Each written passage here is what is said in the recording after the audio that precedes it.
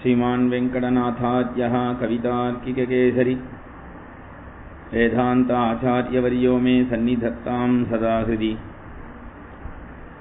श्रीवासरङ्गपरकालमुनित्रयाप्तलक्ष्मात्मरक्षणेदि त्वयुगाहमान्तम् आचार्यभक्तिपरिपूतमनर्गशीलं गोपालदेशिकमुनिं गुरुमाश्रयामः।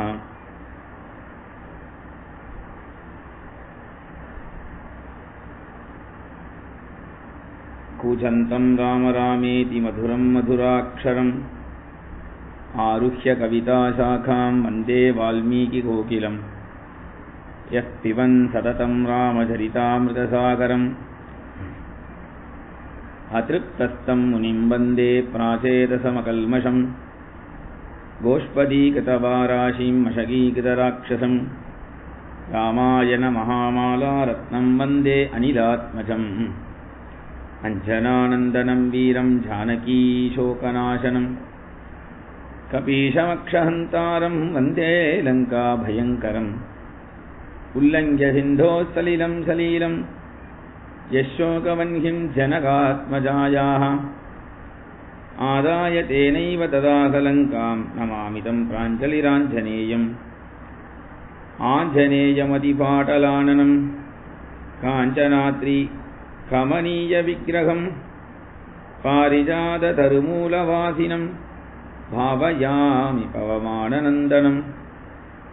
यत्र यत्र रघुनाथकीर्तनं तत्र तत्र कृतमस्तकाञ्जलिं बाष्पवारि परिपूर्णलोचनं मारुतिं नमत राक्षसान्तकं। मनोजवं मारुततुल्यवेगं जितेन्द्रियं बुद्धिमतां वरिष्ठं वातात्मजं वानरयूथमुख्यं श्रीरामदूतं शिरसा नमामि। यः कर्णाञ्जलिः सम्पुटैरहरः सम्यक् पिबत्यादरात् वाल्मीकेर्वदनारविन्दगलितं रामायणाख्यं मधु। जन्मव्याधिजराविपत्तिमरणैः अत्यन्तशोभद्रवं संसारं स विहाय गच्छति पुमान् विष्णोः पदं शाश्वतम्। तदुपगतसमाससन्धियोगं सममधुरोपणतार्थवाक्यबद्धं रघुवरचरितं मुनिप्रणीतं दशशिरसश्च वधं निशामयत्वम्। वेदवेद्ये परे पुंसि जाते दशरथात्मजे वेदप्राचेतसादासीत् साक्षात् रामायणात्मना। नमोऽस्तु रामाय सलक्ष्मणाय देव्यै च तस्यै जनकात्मजायै। नमोऽस्तु रुद्रेन्द्रयमानिलेभ्यः नमोऽस्तु चन्द्रार्कमरुद्गणेभ्यः।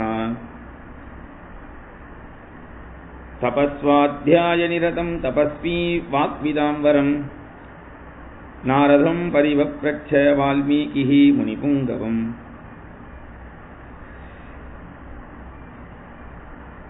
सकृदेव प्रपन्नाय तवास्मीति च याचते अभयं सर्वभूतेभ्यः ददामि एतत्प्रदं मम। धर्मात्मा सत्यसन्धश्च रामो दाशरथिर्यदि पौरुषी च अप्रतिद्वन्द्वः शरैनं गहि रावणिम्। जानकीकान्तस्मरणं जय जय राम राम आञ्जनेय स्वामी की जय। ஸ்ரீமத் ராமாயணத்தில்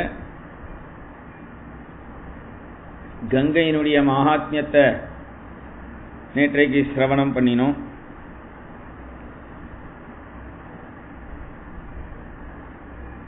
கங்கா கங்கான்னு கங்கைங்கிற பேரை சொன்னாலே போருமா.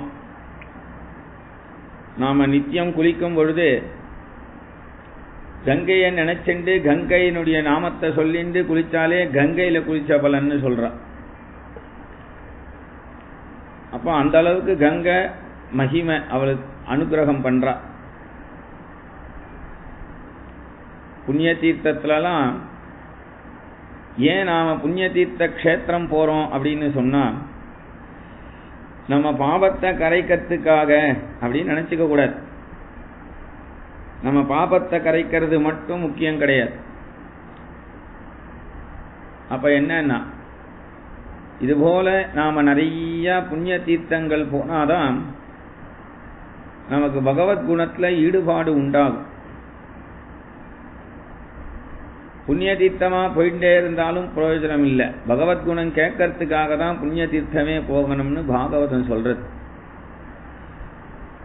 புஷ்கரே மதுராயாம் அப்படின்னு ஆரம்பிக்கிறது, துவாரவத்யாம் யதாத்மவானு. எதுக்கு க்ஷேத்திரத்துக்கு போகணும் அப்படின்னா, அங்க போய் பகவத்குண அனுபவத்தை அனுபவிக்கிறதுக்கு தான். அப்ப அப்பேற்பட்ட அந்த மகிமை, அந்த ஒரு பகவத்குணானுபவத்தை அனுபவிக்க கூடியதான ஒரு பாக்கியம் நமக்கு இருக்கிற இடத்திலேயே கிடைக்கிறது. உலகம் நமக்கு உட்கார்ந்த இடத்துல இருந்தே நமக்கு இப்ப பகவத்குணம் கேட்டு இருக்கோம்னா அந்த புண்ணிய தீர்த்தத்தினுடைய பலனால தான். இப்படி ராமருக்கு இந்த மாதிரி உபதேசங்கள்லாம், இந்த மாதிரி விஷயங்கள் எல்லாம் விஸ்வாமித்திரர் அழகா சொல்லிட்டு அந்த கங்கையினுடைய சமீபத்தில் தங்கிட்டு மறுநாள் காத்தால எல்லாரும் புறப்பட்டு போறா. விஷாலா அப்படின்னு ஒரு நகரம் வருது. அங்க சுமதின்னு ஒரு ராஜா, அவரை பார்த்துட்டு அங்க இருந்து விதேக தேசத்தை நோக்கி, மிதிலா நகரத்தை நோக்கி போறா.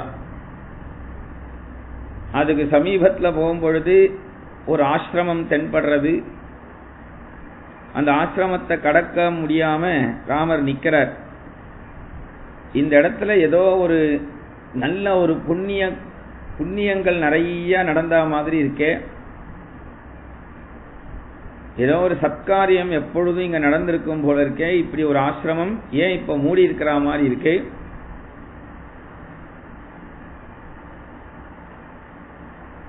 என்றெல்லாம் ராமர் அப்படி கேட்டதும் உடனே அந்த ராமருக்கு இந்த விஷயத்தை எப்படி சொல்றதுன்னு யோசிக்கிறார் விஸ்வாமித்ரர். ஹந்த அப்படிங்கிறார். அந்தோ அப்படின்னு தமிழ்ல சொல்றோமே, அந்தோ அப்படின்னு, அந்த அந்தோங்கிற வார்த்தை தான் இங்க ஹந்த அப்படின்னு வருது.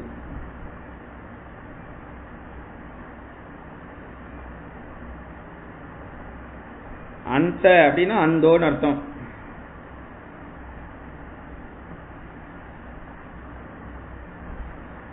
அதனால சொல்றாரு, இது ஒரு குழந்தை கிட்ட எப்படி சொல்றது?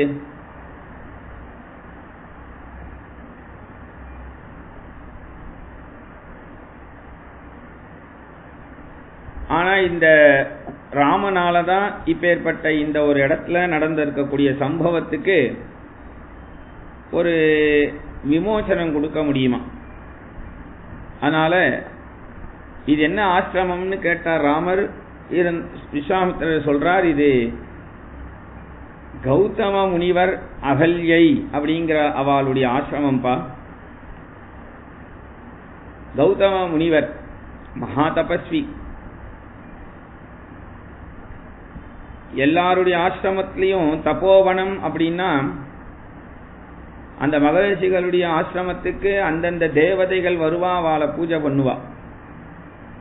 ஆனா கௌதம முனிவருடைய ஆசிரமத்துக்கு என்ன மகிமை அப்படின்னு கேட்டா, எல்லா தேவர்களும் வந்து கௌதம முனிவரை பூஜை பண்ணுவா. ஆசிரமம் அப்படின்னாலே நம்முடைய சிரமத்தை போக்கக்கூடிய இடம்னு அர்த்தம். அங்க சிரமமே இருக்காதான். சிரமமே இல்லாதது ஆசிரமம் அப்படின்னு பேர். சிரமமே இல்லாததுன்னு சொல்றோம், ஆனா கிரகஸ்தாசிரமம்னு ஒண்ணு வருது. சிரமம் இல்லாம இருக்கா? சிரமம் தான் இருக்கு. நமக்கு ஏன் சிரமம் கிரகஸ்தாசிரமம் அப்படின்னா, நம்ம வாழ்க்கையை நாம பகவத் விஷயத்துல கொஞ்சம் சிந்தனை இல்லாம லௌகீகத்துல நாம ஆசையா போயிட்டே இருக்கிறதுனால சிரமம் வருது. அது ஆசிரமமா இருக்க மாட்டேங்குது. ஏன்னா பின்னாடி பரதன் சொல்ல போறான் ராமரை பார்த்து, ஆசிரமானாம் ஆசிரமம் கச்சேத் கார்ஹஸ்தியம் சிரேஷ்டமுத்தமம் அப்படிங்கிறான். பரதாழ்வான் சொல்றார், உயர்ந்த ஆசிரமத்திலேயே உயர்ந்தது அந்த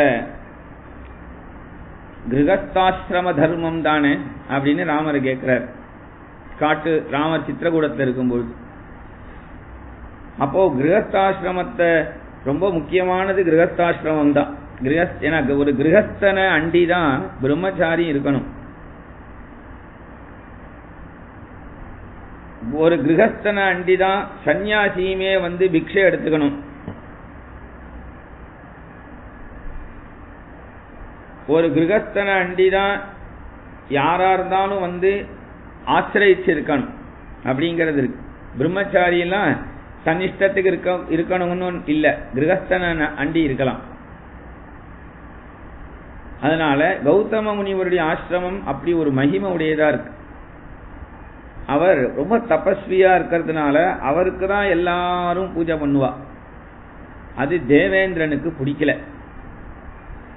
இந்த கௌதம முனிவருடைய தபஸை எப்படியாவது கெடுக்கணும் அப்படின்னு அப்போ ஒரு நாள் கௌதம முனிவருக்காக அனுஷ்டானத்துக்கு எல்லாத்துக்கும் தேவைப்படும்னு ஒரு பானை தண்ணி எடுத்துட்டு வரது நித்தியம் வழக்கம் அகல்யைக்கு. அப்ப அந்த அகல்யை போய் எடுத்துட்டு வரத்துக்காக குளத்துக்கு போயிட்டு வரா. அப்போ அந்த சமயம் கௌதம முனிவர் தபசு பண்ண போறார், அனுஷ்டானம் பண்ண போறார். அப்படி போனதும் அந்த அகல்யை என்ன ஆயிடுத்து அப்படின்னா, அகல்ய ஆசிரமத்துக்கு வரா. அப்போ வெளியில போன கௌதமர் தபஸுக்கோ அனுஷ்டானத்துக்கோ போயிட்டார். அந்த சமயம் தேவேந்திரன் கௌதம முனிவர் மாதிரி வேஷம் போட்டுண்டு அகல்யுடைய ஆசிரமத்துக்குள்ள நுழையிறார். தேவேந்திரன் தேவர்களுக்கெல்லாம் அவளுடைய சங்கல்பத்துக்கு ஏற்ற மாதிரி நினைச்ச நேரத்தில் நினைச்ச ரூபத்தை எடுத்துக்க முடியும், நினைச்ச நேரத்தில் மறைய முடியும், நினைச்ச நேரத்தில் தோன்ற முடியும், திடீர்னு ஒல்லியாக முடியும், திடீர்னு குண்டாக முடியும், திடீர்னு கல் மாதிரி இருக்க முடியும், திடீர்னு காற்று மாதிரி பறக்க முடியும், எல்லாமே முடியும் அவளால். அதனால இந்த இடத்துல கௌதம முனிவர் மாதிரி வேஷம் போட்டு உள்ள நுழைஞ்சதும் அகல்யை பார்க்கறா. இது கௌதம முனிவர் இல்ல, தேவேந்திரன் அப்படின்னு அவளுக்கு தெரியறதான். அவ்வளவு தபசு அகல்யாமாக்கு. அப்படி தெரிஞ்சும் கௌதம முனிவர் வேஷத்தில் இருக்கக்கூடிய தேவேந்திரன் அகல்யை நெருங்கி காமவசப்பட்டு அவளிடத்துல தப்பு பண்றான். அப்போ அகல்யை சும்மா இருக்கா. ஏன் சும்மா இருக்கா அப்படின்னா, தேவராஜ குதூகலாத் அப்படின்னு இங்க வாக்கியம். அதாவது எந்த ஒரு தேவேந்திரனை யாகங்கள்லாம் பண்ணி பிரத்யக்ஷமா பார்க்கறது ரொம்ப ரொம்ப ரொம்ப ரொம்ப சிரமமோ, இப்ப அந்த தேவேந்திரன் கூப்பிடாமையே சுலபமா வந்திருக்கான் பொழுது அவனுக்கு எப்படி பூஜை பண்றதுங்கிறத தெரிஞ்சிக்க முடியல. அகல்யினால எப்படி நடந்துக்கணும்னு தெரியல, இப்ப விலகி இருக்கிறதா என்ன பண்றதுன்னு தெரியலங்கிறதுனால அப்பேற்பட்ட தேவேந்திரனிடத்துல அவ ஒன்னா சேர்ந்துடுறா. அப்ப இந்த தேவேந்திரன் வெளியில வரான். வெளியில வரும்பொழுது கௌதம முனிவர் வந்துடுறார். உடனே கௌதம முனிவர் பார்க்கிறார். நடந்ததை ஞான கண்ணுனால தெரிஞ்சின்றார். தேவேந்திரன் சாபம் கொடுத்தார். உடனே இந்த பக்கம் உள்ள வந்தார். அகல்யை பார்த்தார். இனி எனக்கு நீ கைங்கரியம் பண்ண முடியாது, இனி நான் உன்னோட வாழ முடியாதுமா, நான் போயிட்டு வரேன் அப்படின்னு இமயமலை கிளம்புறார். ஆனா போகும்போது என்ன பண்றார், அருமையா கைங்கரியம் பண்ணின்ற மனைவி, ஆனா நாம இப்படி அம்போன்னு தனியா விட்டுட்டு போக கூடாது. தேவேந்திரன் பண்ண தப்புக்கு தன் மனைவி என்ன பண்ண முடியும்? அதனால மறுபடியும் இவள் தனக்கு கைகரியம் பண்ணுவதற்கான பாக்கியம் கிடைக்குமா அப்படின்னு ஞான திருஷ்டியில நினைச்சார். அதுக்கு ஒரு நாள் உண்டுங்கிறது அவருக்கு தெரிஞ்சது. உடனே அவர் சொன்னார், நான் இந்த சன்னிதானத்துல இருக்கும் பொழுதே தேவேந்திரன் உன்னிடத்துல இப்படி ஒரு தப்பு பண்ணிட்டான்னு சொன்னா, இப்ப நானும் உன்னை விட்டுட்டு போயிட்டேன்னா உன் நிலைமை என்ன ஆகும்? அப்போ நான் இல்லாத இந்த இனி தபசு பண்ண போறேன், நீ திருப்பி என்ன வந்து சேர்ற வரைக்கும் நீ யாரு கண்ணிலையும் படாம இங்கேயே இரு. அதிருஷ்யாத்வம் பவிஷ்யசி, யார் கண்ணிலையும் தென்படாத போ அப்படின்னர். சில பேர் சொல்றா கல்லா போனா மண்ணா இருந்தான். கல்லா இருந்தா, ஏன்னா கல்லுக்கு உணர்ச்சி இருக்காது. உணர்ச்சி இருந்தா வருத்தம் ரொம்ப ஆயிடும் அவளுக்கு. உணர்ச்சி இருந்தா என்ன ஆகும்? இப்படி ஒரு தப்பு நேர்ந்தெடுத்தே, இப்படி பண்ணிட்டோமே, இப்படி ஆயிடுச்சே, நம்ம ஏன் இப்படி பண்ணினோம் என்றெல்லாம் கவலை வந்துடும். அதனால இந்த இடத்துல அவள் ஒரு கல்லா இருந்துருக்கா 11 வருஷமா 12 வருஷமா. என்னைக்கு கௌதம முனிவர் சொல்லின்னு போயிட்டாரோ உனக்கு ஒரு விமோச்சனம் உண்டு, உன்னை தேடியே அந்த விமோச்சனம் வரும் அப்படின்னு சொல்லிட்டு போனதுனால, அப்ப யார் வரப்போறா யார் வரப்போறான்னு அந்த அகல்யை ஒரு மரம் அசைஞ்சாலும் கொடி அசைஞ்சாலும் காத்து அடிச்சாலும் இப்படி இப்படி எட்டி எட்டி அந்த கல்லுலேன்னு பார்க்கறான், கல் வழியா. அப்போ அப்பேற்பட்ட அந்த அகல்யைக்கு எப்படி சாப விமோச்சனம் அப்படின்னு ராமர் கேட்கிறார். அகல்யா அம்மாவுக்கு சாப விமோச்சனம் எப்படின்னர்? உன்னாலதான்ப்பா விமோச்சனம்னர். என்னாலயா, நான் என்ன பண்ணணும்னர்? நீ அந்த அகல்யை இங்க எங்கேயோ தான் கல்லா இருக்கா, அது எங்கன்னு தெரியல. அதனால அவ மேல உன் காலடி பட்டா போரும், அவளுக்கு சாப விமோசனம் ஆயிடும். சாப விமோசனம் ஆயிடும். இதை இவ பேசின்னு இருக்கிறத அகல்ய கல்லுல இருந்துன்னு கேட்டு இருக்கா. ஆகா, இந்த குழந்தை மகாத்மா பகவான் என் மேல காலை வச்சா எனக்கு பாக்கியம் கிடைக்குமே, அதனால எப்படியாவது என் மேல காலை வைக்கணும், என் மேல காலை வைக்கணும்னு அகல்ய எதிர்பார்த்துட்டு இருக்கா. ஆனா ராமர் கொண்டு போய் காலை வைக்கல. ஜாக்கிரதையா அம்மா மேல எங்கேயாவது கால் பற்ற போறதோன்னு ஜாக்கிரதை படுத்துகிறார். இவர் கால் வச்சாதான் அவளுக்கு சாப விமோச்சனமே. உடனே என்ன ஆயிடுச்சு அப்படின்னா, அங்கேருந்து ஒரு காத்து அடிச்சது. அந்த காத்து அடிச்சது, காத்துல ராமருடைய திருவடியிலே பட்ட மண்ணு அது அப்படியே பறந்து போய் அகல்யை மேல போய் பட்டது. சாபந்தாஸ்யமுபாகம்ய தேஷாம் தர்சனமாகதாஹம். உடனே சாப விமோச்சனமாகி அகல்யை தோன்றினான். இப்ப ராமர் தானே அவளுக்கு விமோச்சனம் கொடுத்தது. உடனே அகல்யை நமஸ்காரம் பண்ணணும், சேவிக்கணும், ராமர் ஆசீர்வாதம் பண்ணணும் இல்லையா? ஆனா அந்த ஒரு விமோசனம் கொடுத்த ராமர் உடனே அம்மான்னு போய் விழுந்து சாஷ்டாங்கமா சேவிக்கிறார், நமஸ்காரம் பண்றாராம் ராமர். இதான் ராமருடைய குணம்.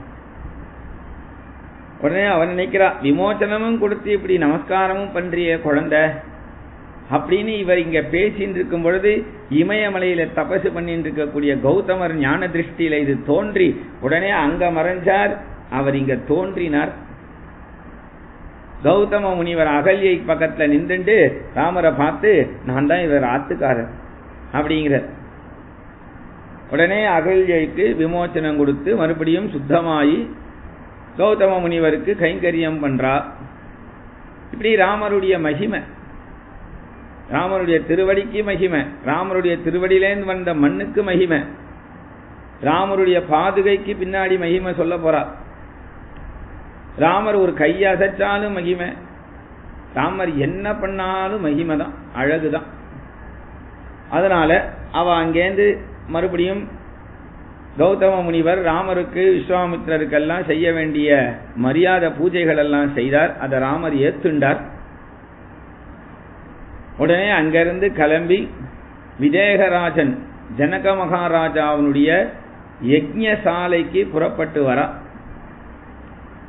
அந்த யஜ்ஞசாலையில் அப்படி விஸ்வாமித்திரர் ராமலட்சுமணர்களை அழைச்சிட்டு அப்படி வரும் பொழுது ஜனக மகாராஜா பார்க்கிறார். அத்ய யஜ்ஞ சம்ருத்திர்மே சபலா தெய்வதை கிருதாம் அத்ய யஜ்ஞ பலம் பிராப்தம் பகவத் தர்ஷனான்மயாம் தன்யோஸ்மி அனுகிரஹீதோஸ்மி யஸ்ய மே முனி புங்கவஹ யஜ்ஞோபசதனம் பிரம்ம பிராப்தோசி முனிபிஸ்ஸக. விஸ்வாமித்திரரை பார்த்ததுமே ஜனக மகாராஜா ஓடி வந்து சொன்னார், முனிவரே, பிரம்மண்ணே, என்னுடைய யாகம் இன்றைக்குதான் பலனை அடைந்தது. ஏன்னா மகான்களான உம்முடைய தரிசனம் கிடைச்சது.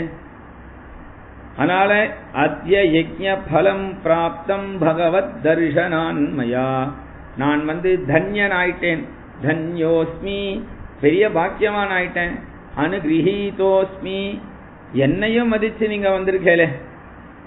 யஸ்யமே முனி புங்கவஹா, இப்பேற்பட்ட யஜ்ஞத்துக்கு பிரயோஜனமே சாதுக்களான உங்களை போன்றவாளுடைய வருகை தான். அதனால எப்பேற்பட்ட பாக்கியம் எனக்கு கிடைச்சிருக்கு. ஆஹா, அப்படி சொல்லிண்டே இருந்த ஜனக மகாராஜா அப்படி திரும்பி பார்க்கிறார். அப்படி திரும்பி பார்த்தா ராமலக்ஷ்மணர்கள் அப்படி கம்பீரமா நிக்கிறார். அப்படி ராம லக்ஷ்மணர்கள் அப்படி நிக்கிறத பார்த்ததுமே உடனே விஸ்வாமித்திரரை பார்த்து சொல்றார், இமௌ குமாரௌ பத்ரம் தே தேவதுல்ய பராக்கிரமௌ கஜதுல்ய கதி வீரௌ சார்தூல விஷபோபமௌ பத்மபத்ர விஷாலாக்ஷௌ खड्गतूनी धनुर्धरौ அஸ்வினா விவரூபேன சமுபஸ்தித யௌவனௌ யதிருச்சயைவ காம் பிராப்தௌ தேவலோகாதிவாமரௌ கதம் பத்யாமிஹ பிராப்தௌ கிமர்த்தம் கஸ்யவா முனே வராயுதரௌ வீரௌ கஸ்ய புத்ரௌ மகாமுனே பூஷயந்தாவிமம் தேசம் சந்திரசூர்ய விவாம்பரம் பரஸ்பரஸ்ய சதிருஷௌ பிரமாணாங்கித சேஷ்டிதைः காகபக்ஷதரௌ வீரௌ ஸ்ரோதுமிச்சாமி தத்வதः இமௌ குமாரௌ பத்ரம் தே. விஸ்வாமித்திரரே, இப்பேற்பட்ட குமாரர்களை இங்க அழைச்சின்னு வந்திருக்கிறீரே, நீ சௌக்கியமா இருக்கணும். யாருக்கு யார் ஆசீர்வாதம் பண்ணுவா? பெரியவாதான் சிறியவாளுக்கு பண்ணுவா. மகான்கள் தான் எல்லாருக்கும் ஆசீர்வாதம் பண்ணணும். முனிவர்கள் தான் எல்லாருக்கும் ஆசீர்வாதம் பண்ணணும். ஆனா இங்க ஜனக மகாராஜா முனிவரான விஸ்வாமித்திரருக்கே ஆசீர்வாதம். இமௌ குமாரௌ பத்ரம் தே, பத்ரம், நீ சௌக்கியமா இருக்கணும். ஏன்னா தேவதுல்ய பராக்கிரமௌ, இந்த குழந்தைகளை பார்த்தா தேவர்களோன்னு தோன்றது. அப்படி ஒரு அழகு, அப்படி ஒரு தேஜஸ். அவன் நடந்து வரக்கூடிய அழகு சொல்றார். கஜதுல்ய கதி வீரௌ, அப்படி ராமர் நடந்து வர எல்லாத்தையும் பார்த்துட்டு தான் பேசுறார், சும்மா பேசல. சும்மா ஒரு வாய்க்காக ஆகாகா நீங்களா எப்பேற்பட்டவா அப்படின்னு ஒரு வாய்ப்பந்தல் சும்மாலாம் போடக்கூடாது. ஒருத்தரை பத்தி பேசினா ஆர்ஜவமா இருக்கணும், நேர்மையா இருக்கணும். அதுல பேச்சுல அனார்ஜவமா இருக்கக்கூடாது, பொய் இருக்கக்கூடாது அதுல. அதனால இந்த இடத்துல கஜதுல்ய கதி வீரௌ, நடந்து வரக்கூடிய அழகு. ராமர் அந்த யஜ்ஞசாலையில் நடந்து வரும்போதே பார்த்துட்டாராம். அவ எப்படி நடந்து வரான்னா யானை மாதிரி அப்படி கம்பீரமா நடந்து வராலாம் ரெண்டு பேரும். சார்தூல விஷபோபமௌ, அந்த யஜ்ஞசாலையில நடந்து வந்து யஜ்ஞ குண்டத்துக்குள்ள நுழையும் பொழுது சிங்கம் மாதிரி அப்படி சீரிண்டு உள்ள நுழையலாம். சார்தூல விஷபோபமௌ, அப்புறம் அப்படி அந்த வில்லை எல்லாம் பிடிச்சிண்டு நிற்கும் பொழுது அப்படி ஒரு அழகா இருக்கா. என்ன ஒரு காம்பீரியம். வரப்போற மாப்பிளைய யானைன்னும் சிங்கம்னும் புலின்னும் காளைன்னு சொல்றாரு, காலமாறு மாதிரி அப்படி கம்பீரமா தெரிகிறாருன்னு சொல்றார். வரப்போற மாப்பிளைய வந்து இந்த மாதிரி சிங்கம் யானை புலின்னு சொல்லலாமா? யானை வருதுன்னு சொல்ல முடியுமா மாப்பிளைய பார்த்து? அப்ப இப்படி சொல்லிட்டாரேன்னா அதுல இருக்கிற அழகை எடுத்துக்கணும்னு அர்த்தம். ஏன்னா திருமால் கோவில்லாம் புறப்பாடு உற்சவத்துல யானை வாகனம் அன்னைக்கு நீங்க போய் பார்த்தா தெரியும். யானை நடைன்னு சொல்லுவா. அந்த யானை நடைன்னு சொல்லக்கூடிய அந்த பெருமாளை தோல்ல ஏல பண்ணிட்டு இருக்கக்கூடிய சீபாத தாங்கிகள் அந்த யானை வாகனத்துல பெருமாளை அப்படி நடந்து நடந்து அப்படி வரும்பொழுது யானை எப்படி நடந்து வருமோ அது போல கம்பீரமா இருக்கும்.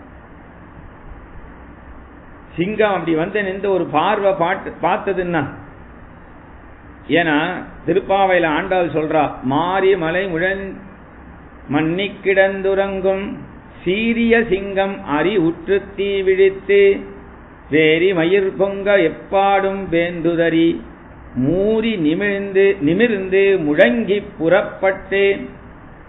மாறி மலை முழஞ்சில் மண்ணி கிடந்துறங்கும்னா அதுல சீரிய சிங்கம்னா, சிங்கம் மழை காலத்துல நன்னா உள்ள குகையில ரெஸ்ட் எடுத்துட்டு அந்த சிங்கம் என்ன பண்ணும், மழையெல்லாம் முடிஞ்சதுக்கு அப்புறம் அது முழிச்சுண்டு அது ஒரு சத்தத்தை பண்ணிட்டு அங்கேருந்து அந்த குகையிலேருந்து வெளில வருமா. சீரிய சிங்கம் அறிவுற்று தீ விழித்து, கண்ணு பார்த்தா அப்படியே நெருப்பு மாதிரி இருக்கும்.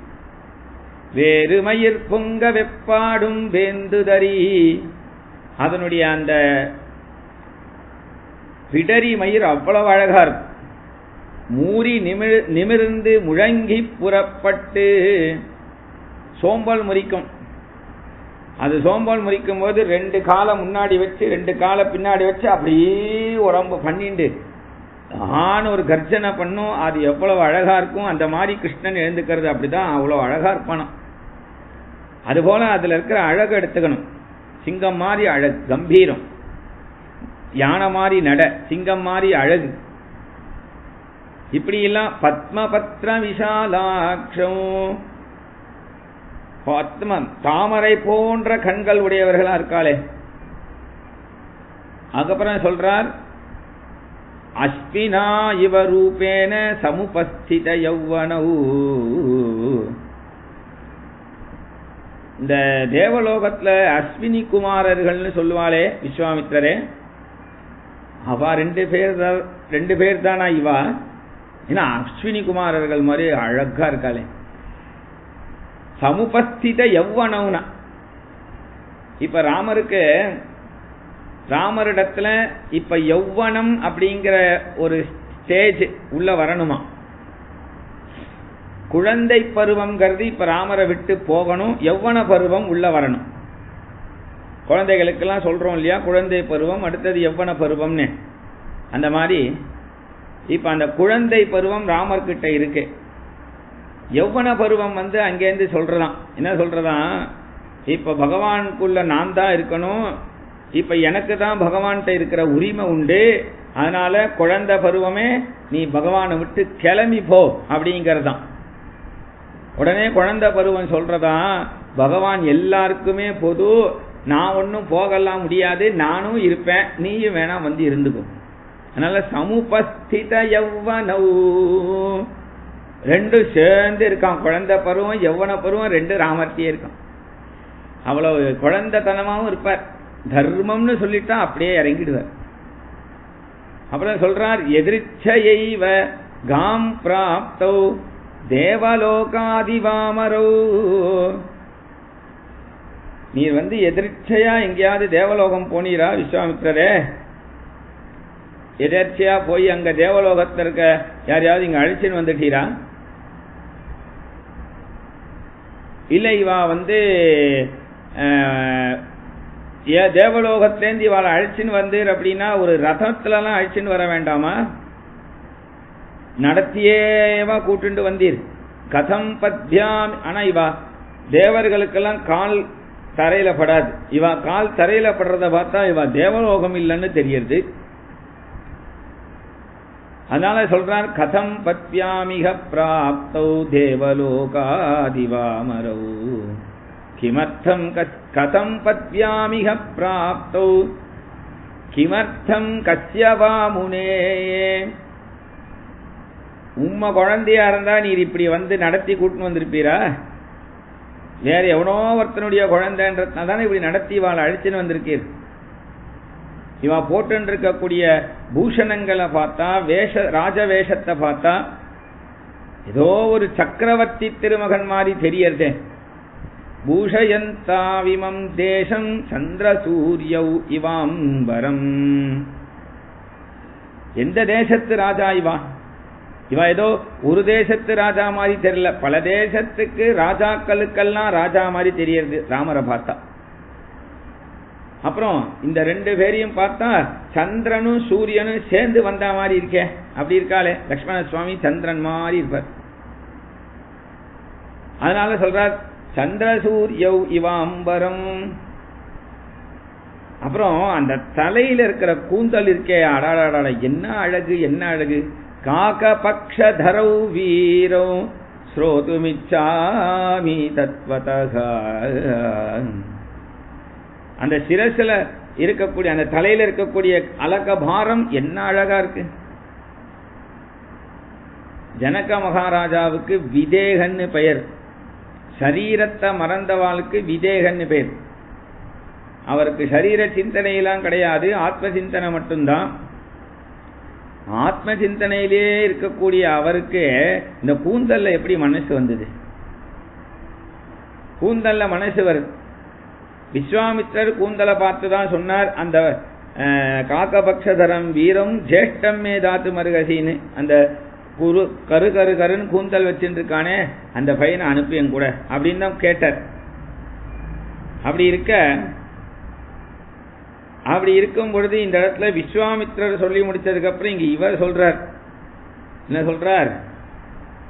இந்த கரு கரு கருன்னு கூந்தல் இருக்கே இந்த குழந்தை, அப்பேற்பட்ட அந்த குழந்தைய எங்கேருந்து நீங்க அழைச்சின்னு வந்தீங்க? எங்கேருந்து அழைச்சின்னு வந்தீர் என்று இப்படி இவ்வளவு விஷயத்தை கேட்கிறார். யாரு? ஜனக மகாராஜா. இப்படி இந்த குழந்தை யாரு எங்கேருந்து அழைச்சின்னு வந்திருக்கேங்கிறதுக்கு இப்ப என்ன சொல்லணும் விஸ்வாமித்திரர்? தசரதட்டா அவ்வளவு பேசினாரு. அகம் வேத்மி மகாத்மானம் ராமம் சத்யபராக்கிரமம் அப்படிலாம் ஸ்லோகம் சொன்னாரே. அப்ப இந்த ஜனக மகாராஜா மேலும் சொல்றார், நான் இப்போ போய் அப்படி தியானம் பண்ணக்கூடிய நேரம், ஆனா என்னுடைய தியானத்துல எந்த ஒரு பிரம்மத்தை நான் சிந்தனை பண்ணுவனோ அந்த பிரம்மமே இல்லாம இந்த ராமர் தான், இந்த குழந்தை தான் என் ஹிருதயத்திலே தெரியுறான். இது என்ன அவஸ்தைன்னே புரியலையே.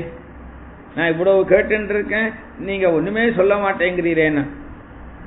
விஸ்வாமித்திரர் சொன்னார், அகம் வேத்மி மகாத்மானம்லாம் சொல்லல. ஏன்னா எப்போ குழந்தை உரிமை உடையவன் எவனோ அவனுக்கே இதை பத்தி புரியல நான் சொல்லி. இப்ப இவங்கிட்ட சொன்னாவா புரிய போறது அப்படின்னு இல்லை. பின்ன என்னன்னா, ஜனக மகாராஜனே உன்னுடைய அவஸ்தைய நீ இப்ப வெளில சொல்லிட்ட, என்னால சொல்ல முடியல. ஏன்னா உனக்கு இருக்கிற அதே ஆனந்த அவஸ்தை தான் எனக்கும். ஆனா அப்படி சொன்னதோட நிறுத்தாம இருந்தாலும் சொல்றார், இவா ரெண்டு பேரும் தசரத சக்கரவர்த்தியினுடைய குமாரர்கள்.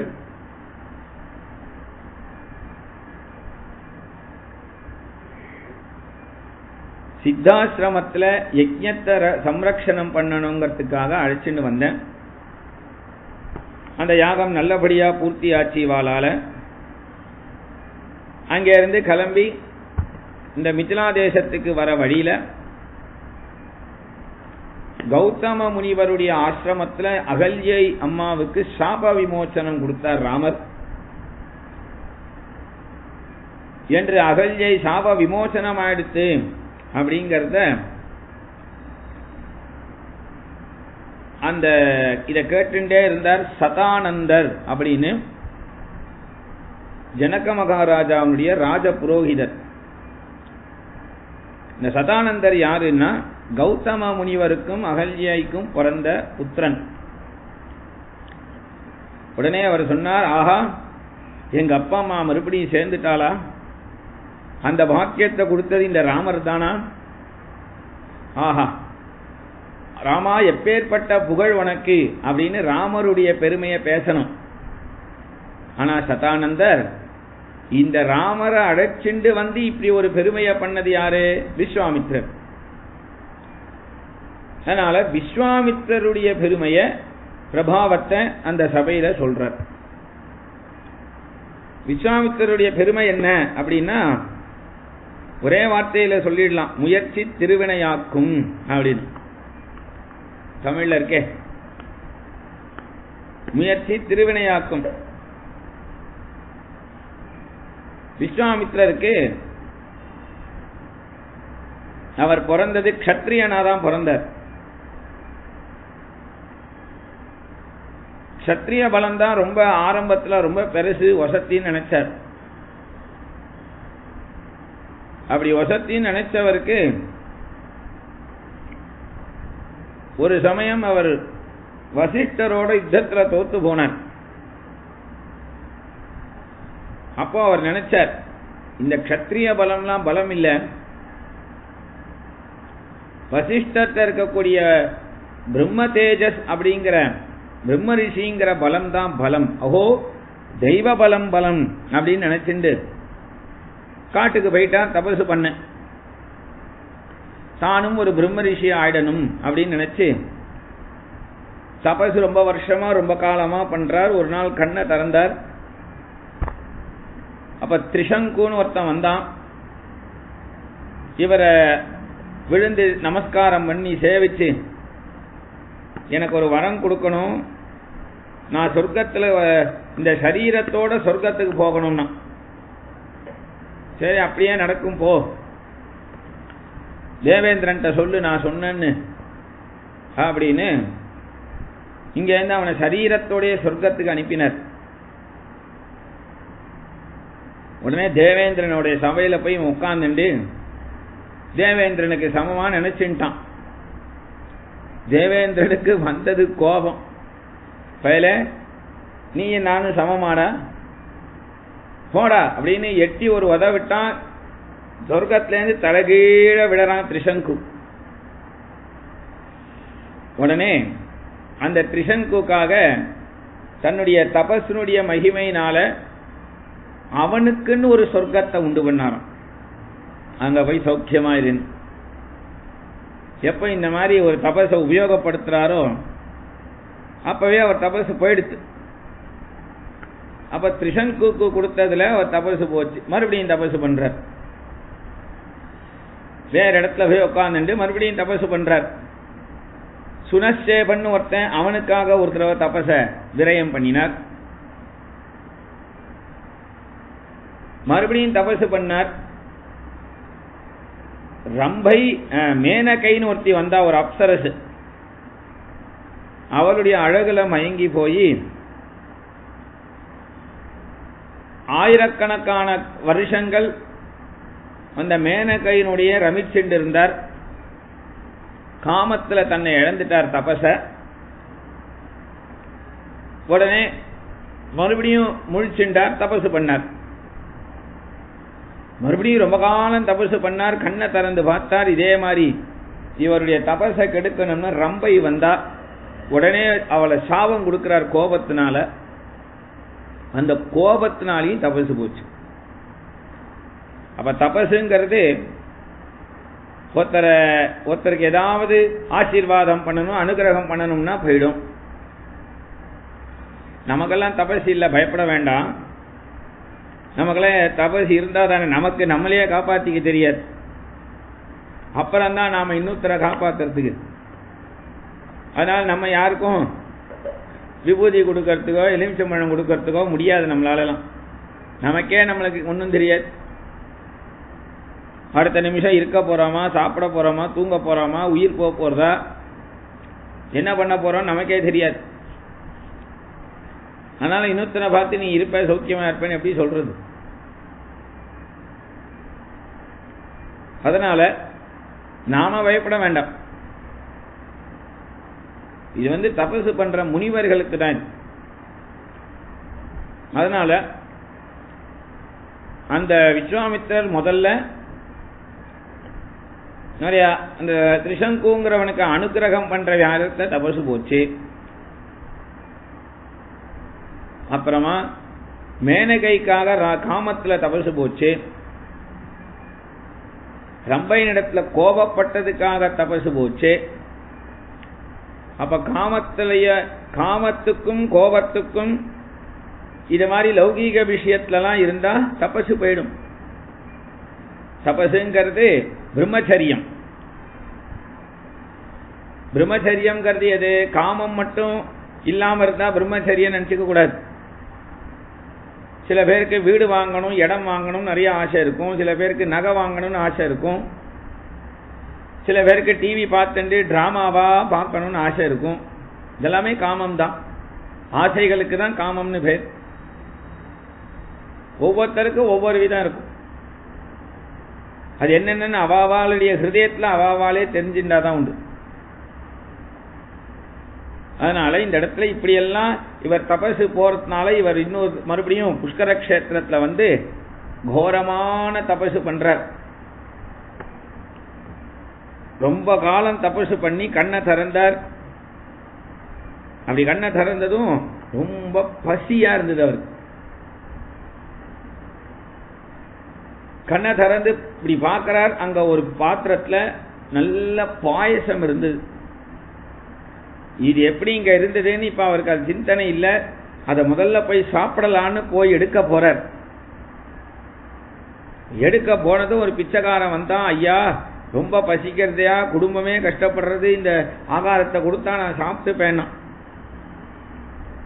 உடனே இவர் என்ன சொல்லணும்? ஏண்டா நானே பசியில தான் வாடின்னு இருக்கேன், நீ வந்துட்டியா போடான்னு மிரட்டணும். கோபம்லாம் படலை, சாந்தம் வந்துடுது. இந்தாப்பா எடுத்துன்னு போப்பா அப்படின்னு அவன்கிட்ட கொடுத்துட்டார். கொஞ்சம் கூட விகாரமே இல்லை இவர். உடனே தேவேந்திரன் பிரத்யட்சமாகி இவரை பார்த்து சொன்னா, நீ பிரம்ம ரிஷி தான், ஓய் நீ வந்து சந்தேகப்பட வேண்டாம், நீ பிரம்ம ரிஷி தான். உடனே விஸ்வாமித்திரர் சொன்னார், ஏன்பா நீ எல்லாம் சொன்னா நான் வந்து பிரம்ம ரிஷின்னு ஒத்துன்றுவனா? நீ எனக்கு சர்டிபிகேட் கொடுத்தா ஒத்துக்க மாட்டேன். பின்ன யார் கொடுக்கணும்? யாரு சர்டிபிகேட் கொடுத்தா லோகமே செல்லுபடியாகுமோ அப்படி ஒரு சர்டிபிகேட் எனக்கு வேணும். யாரு பிரம்ம ரிஷின்னு என்ன சொல்லணும் அப்படின்னா, வசிஷ்டர் வாயால நான் பிரம்ம ரிஷி பட்டம் வாங்கியாகணும். உடனே வசிஷ்டர் வந்தார், தோன்றினார். விஸ்வாமித்திரருடைய கோரமான தபசுக்கு சந்தோஷப்பட்டு அவர் சொன்னார், பிரம்ம ரிஷி துவம் ந சந்தேகா, நீர் பிரம்ம ரிஷி என்கின்றதுல சந்தேகமே இல்லை அப்படின்னு ஒரு அர்த்தம். அப்புறம் சில பேர் வித்வான்கள்லாம் வியாக்கியானத்தில் மாற்றி மாற்றி சொல்லுவா, நீர் பிரம்ம ரிஷி அப்படிங்கிறது கொஞ்சம் சந்தேகம். தொன்ன சந்தேக பிரம்ம ரிஷி துவம் ந சந்தேக அப்படின்னா சந்தேகமே இல்லை. பிரம்ம ரிஷி தொன்ன சந்தேக கொஞ்சம் சந்தேகம் இருக்கு அப்படின்னு ஒரு அர்த்தம் இருக்கு. அதனால விஸ்வாமித்திரருக்கு என்னன்னா, வசிஷ்டர் வாயால பட்டம் கட்டிட்டோம், சந்தோஷம். அப்படி ஒரு நிலை அவருக்கு வந்தது. அப்புறம்தான் பிராமணன் க்ஷத்ரியனா பிறந்து கடுமையான தபசு பண்ணி பிராமணனாக ஆனார். நிறைய இழந்திருக்கார். அதுக்கு பல ஆயிரம் கோடி வருஷம் தபஸ்ல இழந்திருக்கார், சும்மா இல்ல. அப்ப அவருடைய அந்த மகிமைய இங்க இருக்கிற சபையில சதானந்தர் எல்லாருக்கும் சொன்னான். இதை கேட்ட ராமருக்கு லக்ஷ்மணனுக்கு தன் ஆச்சாரியனை பத்தி குருநாதரை பத்தி இந்த சபையில சொல்றாளேன்னு சந்தோஷம் வந்துதான். அப்ப அந்த யஜ்ஞசாலையில அன்றைய பொழுது போச்சு. மறுநாள் யாகங்கள்லாம் முடிஞ்சு ஜனக மகாராஜா சபைக்கு வரப்போறார். விஸ்வாமித்திரரை பார்த்து சொன்னார், நீர் வந்து இந்த குழந்தைகளை அழைச்சிட்டு நாளைக்கு மிதிலா தேசம் நகரத்துக்குள்ள பிரவேசம் பண்ணி சபைக்கு வந்துடுங்கோ, உமக்கு வேண்டிய ஏற்பாடெல்லாம் நான் இன்னைக்கு ராத்திரிக்கு பண்ணிடுறேன்னு விஸ்வாமித்திரருக்கும் ராமலட்சுமணர்களுக்கும் மற்ற முனிவர்களுக்கும் ஜனக மகாராஜா தன் மந்திரிகளை விட்டு ஏற்பாடு பண்ணினார்.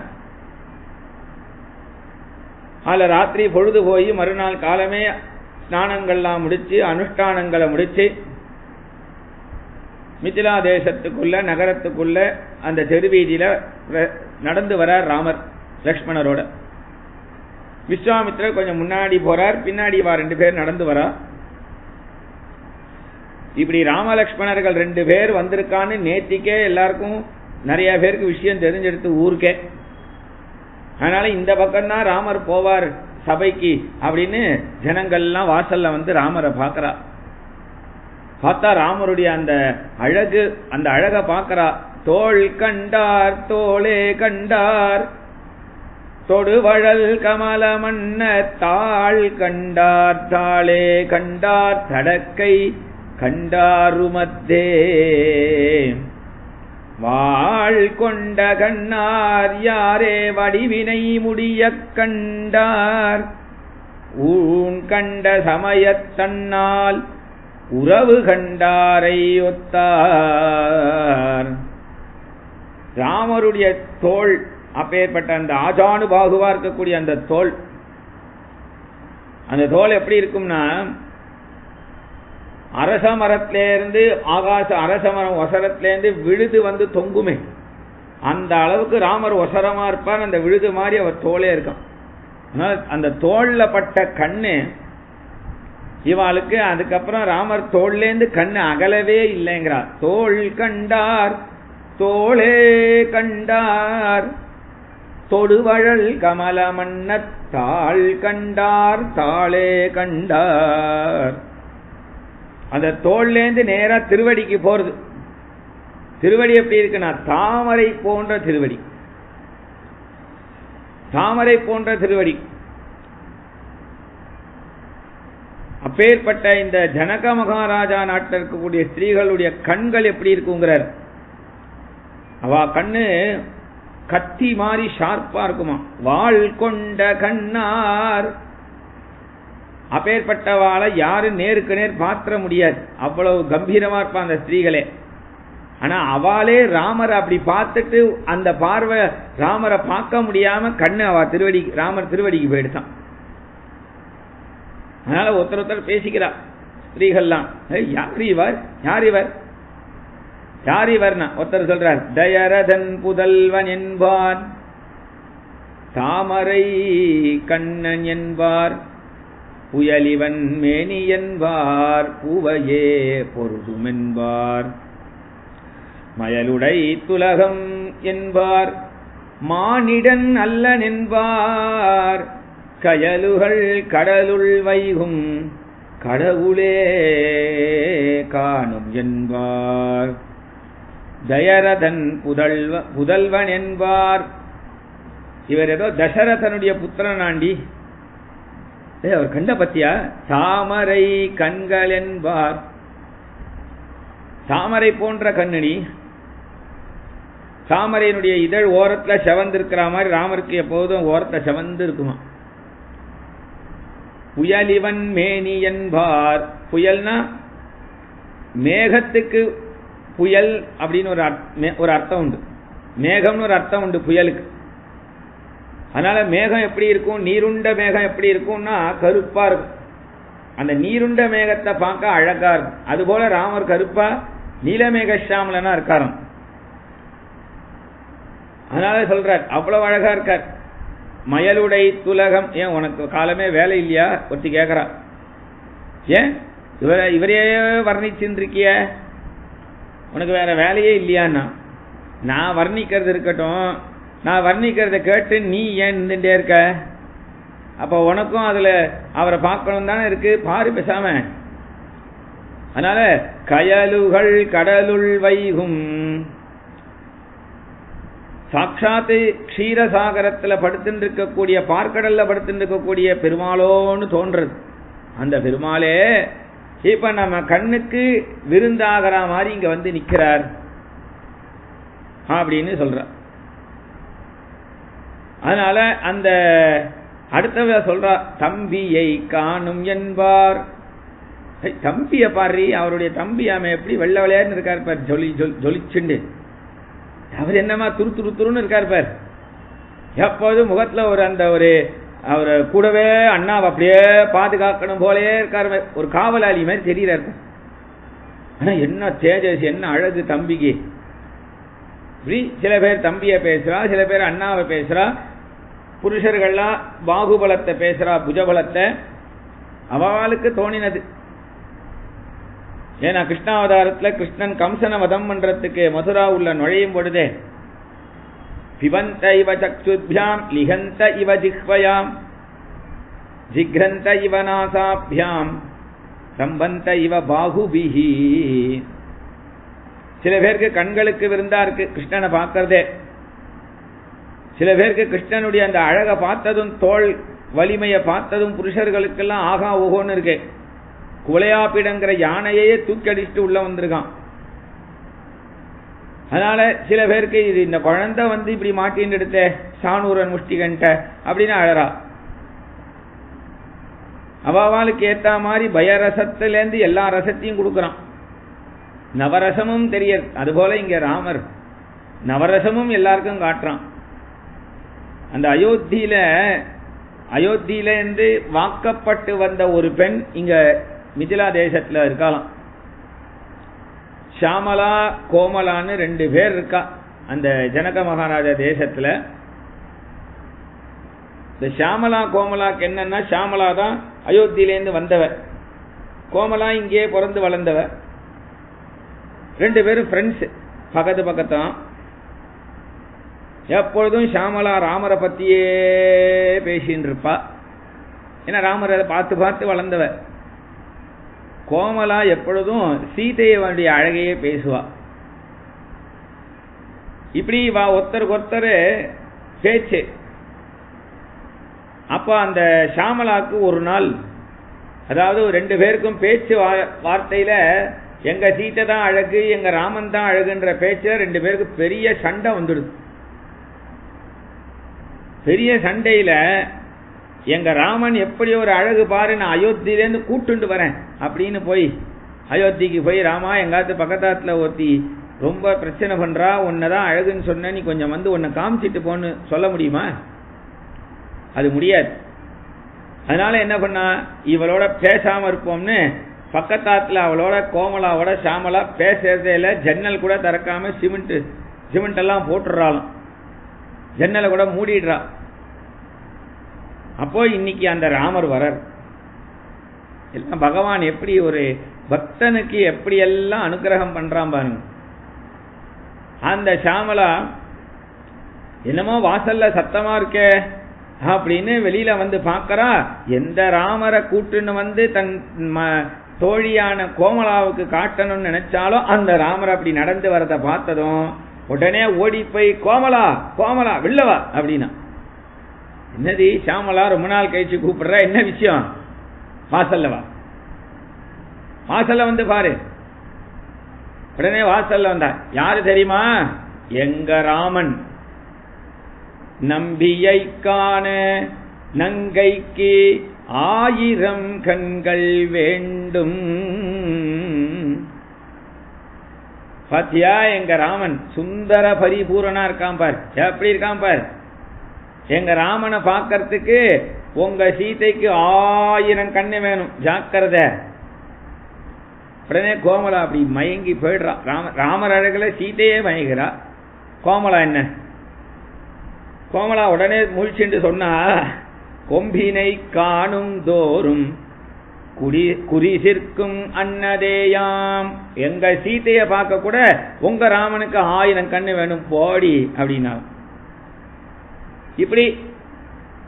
இப்படி எல்லாம் இவர்கள்லாம் ஒருத்தருக்கு ஒருத்தர் பேசிண்டு, தம்பியை காணும்னா ஒருத்தர், யாருதான் என்ன தபசு பண்ணாலோ தெரியல. ஏன், யாரோ ஒரு பண்ண புண்ணியம்தான் இவா 2 பேரும் இப்படி வரா. இவா 2 பேரும் நம்ம முன்னாடி இப்படி வந்து நிக்கிறாளே என்று சொல்லி, கட்டாயம் யாரோ தபசு பண்ணியிருக்கா என்றெல்லாம் இப்படி பேசிட்டு இருக்கும் பொழுது, ஆளுக்காள் பார்க்கறா, ஊர்ல இருக்கிறவா பார்க்கறா, எல்லாரும் பார்க்கறா. அவளே ராமர் அழகு இப்படி, ராமர் அழகு இப்படி, ராமர் அழகு இப்படின்னு பேசிட்டு இருக்கும் பொழுது, இவ இந்த ராமரை சீத்தை பார்த்தா எப்படி இருக்கும் அப்படின்னு திருமங்கை ஆழ்வாருக்கு ஆசை வந்துடும். ஆழ்வார்லயே 2 ஆழ்வார் முக்கியமா நாயகா நாயகி பாவத்துல மாறிடுவா. எப்பொழுதும் பெருமாள் எப்பொழுதும் நாயகனாகவும் தாங்கள் நாயகியாகவும் இருப்பா. பெருமாள்கிட்ட பரகால நாயகி பராங்குஷ நாயகின்னு பெறவாள். திருமங்கை ஆழ்வார் எப்பொழுது அந்த ஸ்திரீ பாவத்தில் போயிடுவார் பெருமாள்கிட்ட. அப்ப தெருவோட வந்துருக்கக்கூடிய பிரபு ராமர் ஒரு அழகான கன்னிகா மடத்துக்குள்ள நுழைகிறார். அது வழியா தான் போகணுமா. விசித்திரமான சிற்பங்கள்லாம் செதுக்கி வச்சிருக்கா. ஒவ்வொரு சிற்பத்தினுடைய அழகெல்லாம் ராமர் இப்படி கீழே இப்படி பார்த்து பார்த்து பார்த்து மேல பார்க்கிறார். பால்கனியில ஒரு சிற்பம், அது ஒரு பொம்மை அப்படின்னு நினைக்கிறார். ஆனா அது இப்படி இப்படி கண்ணை அசைக்கிறது. உடனே அப்படி பார்க்கிறார், சீதையோன்னு தோணு. சீதைனதும் ராமர் பார்த்தவர் அப்படி கீழே குனியல, அப்படியே கம்பீரமா தான் பார்க்கிறார். சீதையும் மேலேந்து பார்க்கிறார். மேலேந்து ஒருத்தர் கீழே பார்க்கும்போது, மேலேந்து கீழே இருக்கிறவளை பார்க்கும் பொழுது அவளுடைய தலை தான் தெரியும்.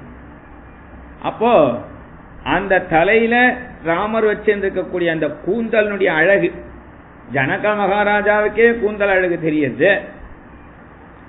சரீரம் வேற ஆத்மா வேறன்னு சொல்லக்கூடிய ஜனக மகாராஜாவுக்கே கரு கரு கருன்னு கூந்தல்னு அந்த அழகு போறது. தபஸ்வியான விஸ்வாமித்திரருக்கே அந்த கூந்தல் அருமை தெரியறதுன்னும் பொழுது ஸ்திரீகளுக்குன்னா தெரியணும். அப்ப சீதை அந்த ராமருடைய கூந்தலை பார்த்து பக்கத்தில் இருக்கக்கூடிய தோழிட்ட சொல்றா.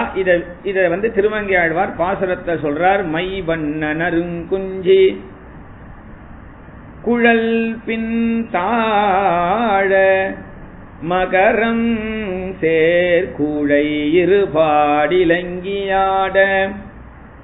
எய்வண்ண வெண்சிலையே துணையாயிங்கே இருவராய் வந்தார் என் முன்னே நின்றார் கைவண்ணம் தாமரை வாய் கமலம் போலும் கண்ணினை அரவிந்தம் அடியும் அகுதே அவ்வண்ணத்தவர் நிலைமை கண்டும் தோழி அவரை நாம் தேவரென்று அஞ்சினோமே. மைவண்ணன் அருங்குஞ்சினர் மேலேந்து பார்க்கும்போது ராமருடைய கூந்தல் ஜொலிக்கிறது. கேசம் தான் தெரியாது. இந்த கேசம் எப்படி கரு கரு கரு கருன்னு இருக்கு. இந்த கரு கரு கருன்னு இருக்கு. நம்மெல்லாம் கரு கருன்னு இல்லைன்னா டையெல்லாம் அடிச்சுக்க வேண்டும். ராமர் வனவாசம் போறார் 14 வருஷம். 14 வருஷத்துல ராமருக்கு அந்த கேசத்துக்கு அவ ஜடாபாரம் தரிச்சுட்டு தான் போறார். ஜடையா ஆக்கிண்டு போறார். அப்படிதான் வரம் வாங்கிக்கிறா கைகேயி. ஆலம்பாலை வச்சுட்டு தலையில அப்படி தடவிண்டு முழுக்க தலைவிண்டு ஜடையாக்கிக்கிறார். ஜடைன்னு ஆக்கிண்டார். ஏன்னா அதுக்கப்புறம் 14 வருஷம் எண்ணெய் தேய்ச்சிலாம் குளிக்க மாட்டார் ராமர். தலைக்கு குளிச்சாலும் அப்படியே அந்த தலையை உதறிண்டு அப்படியே கட்டிக்க வேண்டியதுதான் ஜடை. இப்ப 14 வருஷம் கழிச்சு ராமர் அயோத்திக்குள்ள நுழையும் பொழுதே அவபிரத அந்த மங்கள ஸ்நானங்கள் பண்றார். 4 குழந்தைகளும் ராம லக்ஷ்மண பரத சத்ருகுணன்னு. அவளுக்கெல்லாம் இப்போ மங்கள பூஷணங்கள்லாம் போட்டுண்டு வஸ்திரங்கள்லாம் உடுத்திண்டு அப்ப ராமருடைய அந்த தலை ஜடைய ஆக்கின்றாலே அதை ஜடையா இருக்கிற அந்த ஜடைய மறுபடியும் நல்ல கூந்தலா மாத்திரத்துக்கு நிபுணர்கள் இருந்தாலாம். அப்பவே அவ ராமருடைய அந்த தலையில கைய வச்சு அந்த கூந்தல் சிக்கு இருக்குமோன்னு நினைச்சிட்டு பாக்கிறா. அப்படி கைய வச்சா அப்படியே வழுக்கிண்டு வருதான். ஜடைய ஆகலையாம் 14 வருஷம் கூட. அதனால அப்படி ஒரு அழகு ராமனுடைய கேசம். அப்ப அந்த கேசத்தினுடைய மகிமைய சீதா பிராட்டி மேலேந்து பார்க்கிறா. என்ன ஒரு கூந்தல் அழகு. அதனால இந்த கேசம் நல்லா கரு கரு கருன்னு இருக்கே. அப்படி பெரிய கோதண்டத்தை எடுத்துன்னு வந்திருக்கார். அந்த கோதண்டத்தை பிடிச்சுட்டு இருக்கக்கூடிய கை எப்படி இருக்குன்னா கை வண்ணம் தாமரை, தாமரை போன்ற திருக்கரம். அந்த கோதண்டத்திலேருந்து நேரா இருக்கிறது திருவாய். அந்த வாய் எப்படி இருக்குன்னா வாயும் தாமரை போன்ற உதடு. கொஞ்ச தைரியத்தை உண்டாக்கி சீதா பிராட்டி ராமருடைய கண்ணை பார்க்கிறா. கண்ணினை அரவிந்தம், கண்ணும் தாமரை. உடனே அப்படியே ராமருடைய திருவடிக்கு தான் போறதா அவ கண்ணு. அந்த திருவடி எப்படி இருக்குன்னா அடியும் அகுதே நம பங்கஜநாபாய நம பங்கஜமாலினே நம பங்கஜநேத்ராய நமஸ்தே பங்கஜாங்கிரயே என்று பாகவதம் சொல்றது. பகவானுடைய திருவடி ஒரு தாமரை, கை ஒரு தாமரை, அவன் வாய் ஒரு தாமரை, கண்ணு ஒரு தாமரை அப்படின்னு சொல்றது. அதுதான் இங்க ஆழ்வாருடைய பாசுரத்துல ஜொலிக்கிறது. அப்பேற்பட்ட அந்த இவரை நாம தேவர்னு நினைச்சிட்டோம். ஏன்னா மனுஷனா இருந்தா கல்யாணம் பண்ணிக்கோன்னு கேட்கலாம். இவ்வளவு அழகோட கம்பீரத்தோட இருக்கிறத பார்த்தா இவர் தேவரா இருப்பாரோ அப்படின்னு சீதை அப்படி தன் தோழி கிட்ட சொல்ற மாதிரியும் ராமர் அப்படி உள்ள கிளம்பி சபைக்கு போயிடுறார். அப்ப அந்த சபைக்கு உள்ள போனதுமே உள்ள இருக்கிறவா பேசிக்கிறா, இவர் சிவதனுஷ முறிக்கிறதுக்கு வந்திருக்கார் அப்படின்னதும் உடனே சீதா பிராட்டி கிட்ட போய் சொல்றா, அக்கா அக்கா அந்த ராமர் அவர் தேவனுடைய தேவலோகத்தை சேர்ந்தவர் இல்ல, அவர் மனுஷன்தான். நம்ம உன்னை கல்யாணம் பண்ணிக்க வந்திருக்கான்னு நினைக்கிறோம் என்று சொன்னதும் சபைக்கு போலாம் வா அப்படின்னு சீதா பிராட்டி சபைக்கு மேல பால்கனி வழியா வரா. ராமரும் அந்த ஜனக மகாராஜாவுடைய சபைக்கு வரார். சபையில எல்லாருக்கும் நமஸ்காரம் பண்ணிட்டு ராமர் ஒரு ஆசனத்துல உட்கார்ந்து இருக்கார். சபையே ஜனக மகாராஜா சபை, எல்லாரும் நிறைஞ்சிருக்கான்னு சொல்லி இப்ப இந்த கட்டத்தோட நாம இன்னைக்கு உபன்யாசத்தை நிறுத்திப்போம். ராமர் சிவதனுஷ முறிக்கிறதும் சீதையை கல்யாணம் பண்ணிக்கிற கட்டமும் இதெல்லாம் நாளையினுடைய உபன்யாசத்துல நாம ஸ்ரவணம் பண்ணிக்கலாம். ஜானகீகாந்த ஸ்மரணம். ஜெய் ஜெய் ராம ராம. ஆஞ்சநேய சுவாமிக்கு ஜெய்.